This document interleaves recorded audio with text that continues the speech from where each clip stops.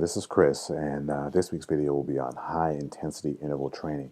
And I wanted to explain how this works to a lot of people because I don't think they understand how it works. And so they end up trying to just justify anything as having a higher than normal intensity as being what HIIT or high intensity interval training stands for, and expecting to get all the benefits that it gives you, and they're not satisfying the criteria that you need to satisfy in order to get the results that you're getting from this type of training.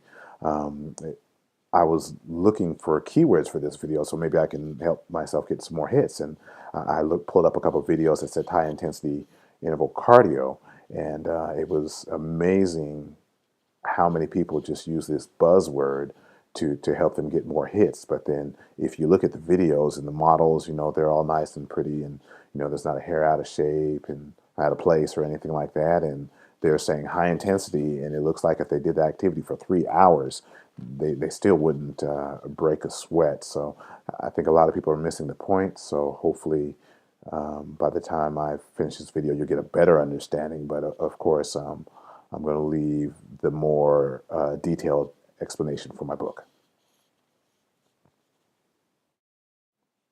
One of the conditions you have to satisfy when you're doing high intensity interval training, or HIIT, is you have to make sure that you cross the anaerobic threshold, or some people refer to it as the lactic acid threshold.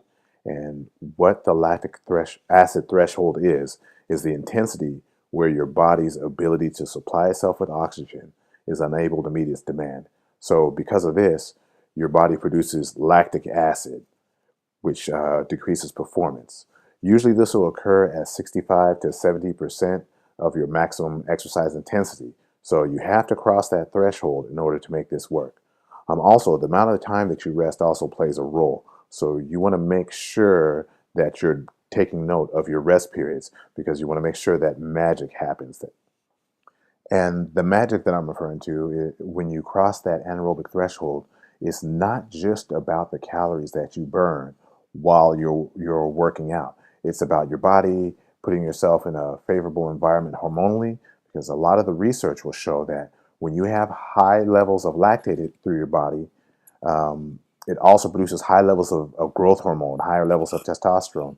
And when you have these levels elevated, anybody who's ever taken growth hormone without any of the other drugs can tell you growth hormone will get you lean really fast, and you don't have to play that calorie game where you have to track every calorie that you've burned. Your metabolism will stay elevated longer, and you'll also be able to get a higher quality of work done in less time, or you'll be able to cause more fat loss while working out in shorter periods of time. Your body will be better at holding on to muscle, if you perform exercise this way, as opposed to performing exercise aerobically. But the thing is, if you don't cross this threshold, and this also applies to weight training, this is not so much an interval thing, it's all types of high intensity exercise.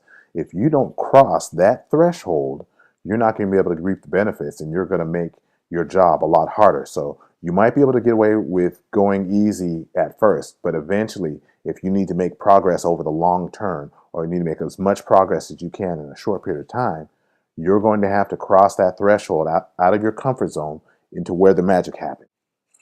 Okay, I provided some graphs from a study on different types of exercise and how your body responds to them, so I could further drive home my point. So what the top graph shows, it shows your the different types of exercise. One is intermittent exercise, which is when you perform at a high intensity and then you stop and take a break, and then you perform back at that high intensity again. And the other is aerobic exercise. And where you see the intermittent exercise, it gives you higher peaks. Okay, so that's giving you higher levels of lactate.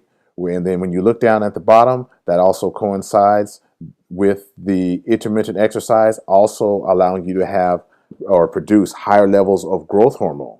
So the aerobic group, it never crosses that threshold, so you'll never get that production of growth hormone to where you can let that magic of fat loss happen, where you don't have to be playing that calorie game. Oh, I burned 300 calories today during exercise. I burned 500 calories today. You're getting fat loss irregardless of the calories.